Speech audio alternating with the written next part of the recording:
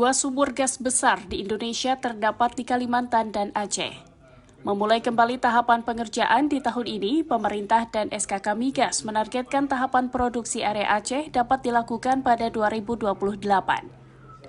SKK Migas wilayah Sumatera bagian Utara berharap adanya kerjasama dari pihak Pangkalan TNI Angkatan Laut Lok Sumawe untuk pengamanan di wilayah pesisir maupun pengeboran di tengah laut. Hal ini disampaikan saat melakukan kunjungan kerja ke Makolanal di Desa Paloh Igeuh, Kecamatan Dewantara, Kabupaten Aceh Utara pada Rabu 17 Januari.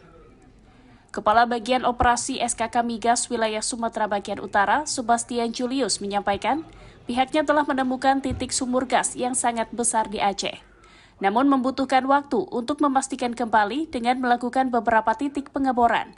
Terlebih saat ini masih tahap awal pengerjaan di Laut Andaman. Tahun ini memang Indonesia ketemu dua gede, satu di Kalimantan dan satu lagi di perairan Aceh, Laut Andaman. Hanya untuk bisa mengatakan ini